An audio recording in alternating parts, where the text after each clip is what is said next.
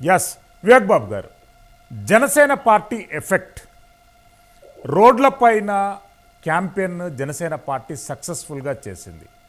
అప్పుడు జనసేన పార్టీ చేసినటువంటి ప్రచారాన్ని కౌంటర్ చేయడానికి ప్రభుత్వం ఎస్సీ ఎస్టీలకు చెందినటువంటి 4,000 కోట్ల రూపాయలను రోడ్ల మరమ్మతుకు ఉపయోగించిందని చెప్పి కేంద్ర ప్రభుత్వ నివేదికలో వెల్లడించింది. దళితుల సంక్షేమానికి ఉపయోగించేటటువంటి నిధులు రోడ్ల మరమ్మతులు ఇతర అభివృద్ధి కార్యక్రమాలకు డైవర్ట్ చేయకూడదు అని నేను అనను. కానీ దళితుల పేరుతోనున్నటువంటి ప్రతి రూపాయి దళితుల కోసమే ఖర్చు కావాలి.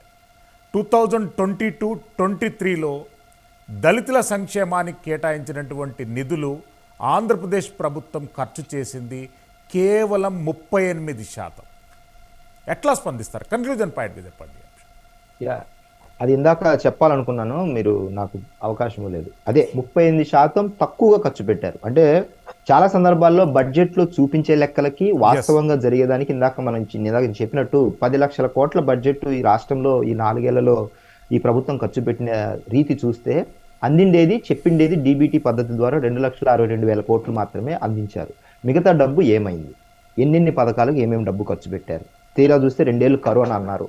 కరోనా తర్వాత ఏముందో ఏం దక్కిందో కూడా అందరికీ తెలిసిన విషయమే. తర్వాత ఇక దళితుల పేరుతో వారికి ఇచ్చిన ఎస్సీ ఎస్టీ సప్లాన్ నిధులకు సంబంధించి కానీ ఈ పేరు మార్చే విధానాలు కానీ అంతెందుకు, నేను ఇంతకుముందు కూడా చెప్పినట్టు కేవలం అంటే అన్నమయ్య డ్యామ్ విరిగిపోవడానికి పడిపోవడానికి 1,000 రూపాయలు పెట్టి గ్రీజు కూడా కొనలేని పరిస్థితి మెయింటెనెన్స్ కి. మీ డిబేట్ లోనే చెప్పినట్టు గుర్తు నాకు.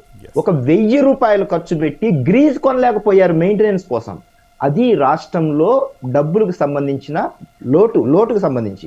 అంటే ఇక అలా చెప్పుకుంటూ పోతే ఎన్ని పథకాలలో డబ్బులు లేకుండా ఇబ్బంది పడిన సందర్భాలకి, తర్వాత అప్పులు దొరక్క ఈరోజు అంగన్వాడికి సంబంధించిన వారి సమస్య నెల రోజులు దాటినా కూడా వారికి ఇవ్వాలనుకున్నది ఇవ్వలేకపోవడం సంబంధించి కానీ, ఇక ప్రభుత్వం భూములు ప్రభుత్వానికే తనఖా పెట్టిన ఘన చరిత్ర ఇది దేశంలో ఎక్కడ జరగలేదు, ప్రపంచంలో జరిగి ఉండదు. సాక్షాత్తు ప్రభుత్వ భూములు ప్రభుత్వానికే తనఖా పెట్టడం.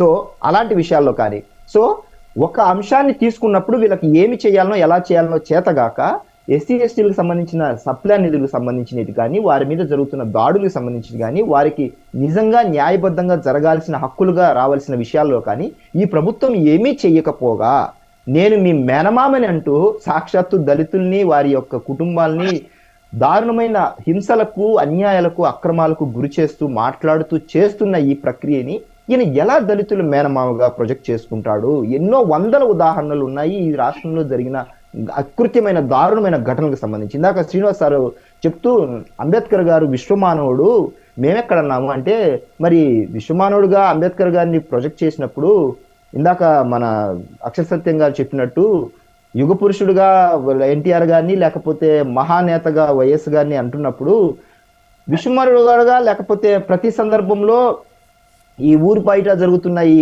గ్రామాల్లో జరుగుతున్న దళితుల మీద జరుగుతున్న దాడులకు సంబంధించి న్యాయ విచారణ ఎదుర్కోకుండా ఒక ప్రత్యేకమైన కోర్టులు పెట్టి వారి మీద సత్వరమైన చర్యలు తీసుకొని మీరన్నట్టు 3,211 కేసులు ఈ రాష్ట్రంలో జరిగిన దళితుల మీద జరిగిన దాడులకు ఏం సమాధానం చెబుతారనేది ఒక ముఖ్యమైన ప్రశ్న. తర్వాత ఇంకో ముఖ్యమైన ప్రశ్న ఏమన్నారంటే, వాళ్ళు నలుగురు రెడ్లు పార్టీ ప్రతినిధులు వారు ఎక్కడ ప్రభుత్వ కార్యక్రమాల్లో పాల్గొన్నారు అని అన్నారు. ఓసారి ఇది చూద్దాం. క్లోజ్అప్ లో చూడండి. Right side chief secretary Jawahar Reddy గారు, చీఫ్ సెక్రటరీ, ఈ రాష్ట్రానికి ముఖ్యమైన అధికారి. సెంటర్ లో కూర్చున్న వారు ఒక మంత్రి, ఆయన పక్కన ఒక సజ్జల అనే ఆయన ఒక ప్రభుత్వ సలహాదారు. 2020 ఏప్రిల్ 17వ తారీఖున రాష్ట్ర హైకోర్టు ప్రభుత్వ సలహాదారులు అనే వారి పాత్ర ఏంటి, వారి పరిమితి ఏంటి, ప్రభుత్వంలో వారి పాత్ర ఏంటి, వారు డైరెక్ట్ గా రాజకీయాలకు సంబంధించి ఎలా మాట్లాడుతున్నారు, ఏ అంశాలకు మాట్లాడుతున్నారు అని 4 ఏళ్ల కిందట ప్రభుత్వ సలహాదారులకు సంబంధించి ఒక క్వశ్చన్ రైజ్ చేసింది. దాని మీద ఇంకా విచారణ జరుగుతుంది. త్వరలో దానికి కూడా ఒక జడ్జిమెంట్ రాబోతుంది. అది ప్రభుత్వం వ్యతిరేకంగా కూడా ఉండబోతుంది. చెప్తున్నాను, రాష్ట్రంలో ఎవరెవరు ప్రభుత్వంలో సలహాదారులుగా ఉంటూ ప్రభుత్వానికి సంబంధించిన అన్ని విషయాలలో మీడియా ముందుకు వచ్చి మాట్లాడి మీడియా ముందుకు వాళ్ళు ఎలా వస్తారని కూడా హైకోర్టు అడిగింది. నేను అడిగిన ప్రశ్న కాదు. ఇందాక శ్రీనివాసరెడ్డి గారు చాలా గొప్పగా మాట్లాడుతున్నారు వాళ్ళు పార్టీ ప్రతినిధులని. మరి ఇక్కడ ఎవరు కూర్చున్నారు? ఇది ఒక అధికారిక ఒక పార్టీ కార్యక్రమం లేక అధికారిక ఒక ప్రభుత్వ కార్యక్రమం, ఇలాంటి కొన్ని వందలు ఉన్నాయి ఈ 4 ఏళ్లలో. Yes, ఎవరు Vivek Babu గారు, please. శ్రీనివాస్ రెడ్డి గారు. ముఖ్యమంత్రిగా ఎవరు పనిచేస్తున్నారు, డిఫాక్టో ముఖ్యమంత్రిగా ఎవరి రాష్ట్రంలో పనిచేస్తున్నారు, ఏ అంశాల్లో మీడియా ముందుకు వచ్చి ప్రతి అంశంలో మంత్రుల పక్కన సాక్షాత్తు చీఫ్ సెక్రటరీ పక్కన కూర్చున్నారు. చీఫ్ సెక్రటరీ సెంటర్ లో కూర్చోవాలి, యాక్చువల్ గా మంత్రి పక్కన చీఫ్ సెక్రటరీ కూర్చోవాలి, కానీ చీఫ్ సెక్రటరీ పక్కన ఉన్నారు, Yes. ప్రభుత్వ సలహాదారు పక్కన ఉన్నారు. ఇది రాష్ట్రంలో పరిస్థితి. ఒక ప్రభుత్వ సలహాదారు చీఫ్ సెక్రటరీని పక్కన అటువైపు పక్కకు దోసేసి సెంటర్ లో కూర్చున్నారు, చైర్ సెంటర్ లో, టేబుల్ శ్రీనివాస్ రెడ్డి సెంటర్ లో. గారు, శ్రీనివాస్ రెడ్డి గారు, అది మన రాష్ట్రంలో పరిస్థితి. భారతదేశ చరిత్రలో ఎస్సీ ఎస్టీలపై ఎస్సీ ఎస్టీల చేత కేసు నమోదు చేసినటువంటి దాఖలాలు ఆంధ్రప్రదేశ్ రాష్ట్రంలోనే చోటు చేసుకున్నాయి. దాన్ని ప్రభుత్వం ఎట్లా డిఫెండ్ చేసుకుంటుంది? కన్క్లూజన్ పాయింట్ చెప్పండి. శ్రీశైలం గారు, ఎక్కడైనా ఏదైనా సరే ఎస్సీలు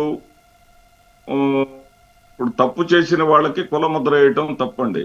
ఒకటి, తప్పులో నిజ నిజాలు తేల్చమని చెప్పేసి అడగటాన్ని తప్పు పట్టడం అనేది కరెక్ట్ కాదు. అది కానీ ఫాల్స్ కేసు అయితే ఖచ్చితంగా ఆ కేసు పెట్టిన వాళ్ళ మీద చర్య తీసుకుంటారు. అందుట్లో ఏ విధమైనటువంటి అనుమానం లేదు.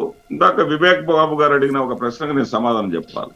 ఏంటంటే 2,60,000 వేశారు, నిజమే, మిగిలిన 10 లక్షలు ఏమంటే డీబీటీ ద్వారా వేసిన డబ్బులు మాత్రమే చెప్తుంది.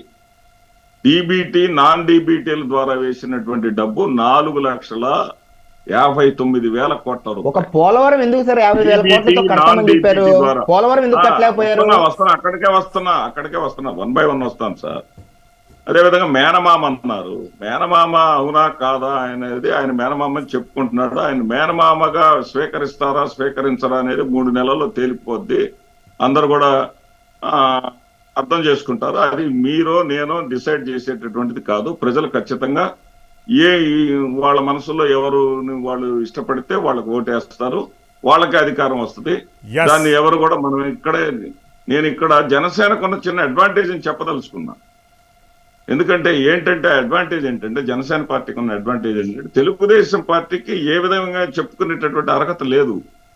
వాళ్ళు ఎందుకంటే లోగడి ఇవేమీ చెయ్యలేదు, ఇప్పుడు కొత్తగా చేస్తామంటే వాళ్ళు నమ్మరు. జనసేన ఇందాక కృష్ణాంజనేయులు గారు చెప్పినట్టు ఇంతవరకు అధికారం అనుభవించలేదు కాబట్టి. శ్రీనివాస్ రెడ్డి గారు, వాళ్ళకి థ్యాంక్ యూ అండి. చెప్పుకొని కృష్ణాంజనేయులు గారు ధన్యవాదాలు. వివేక్ బాబు గారికి కూడా ధన్యవాదాలు తెలియజేస్తున్నాం. ఏది ఏమైనా కానీ ఆంధ్రప్రదేశ్ రాష్ట్ర రాజకీయాలు హాట్ టాపిక్గా విగ్రహ రాజకీయాలుగా మారాయి. అంబేద్కర్ రూపొందించినటువంటి రాజ్యాంగాన్ని గౌరవించినప్పుడే అంబేద్కర్కు నిజమైనటువంటి నివాళులు అర్పించినట్టు అనేటటువంటి అంశాన్ని వక్తలు అభిప్రాయంలో వ్యక్తం చేశారు. అదేవిధంగా రాష్ట్ర వ్యాప్తంగా ఎస్సీ ఎస్టీ మైనారిటీలు ఎదుర్కొంటున్నటువంటి సమస్యలను ఆలకించడంలో రాష్ట్ర ప్రభుత్వం పూర్తిగా నిర్లక్ష్యం వహించిందనేటువంటి అంశంతో పాటు వాళ్ళకిచ్చినటువంటి హామీలు నెరవేర్చడంలో పూర్తిగా వైఫల్యం చెందిందనేటటువంటి అంశాన్ని స్పష్టం చేశారు. ప్రైమ్ 9 న్యూస్ హాట్ టాపిక్లో పాల్గొన్న వక్తలందరికీ ధన్యవాదాలు తెలియజేస్తున్నాము.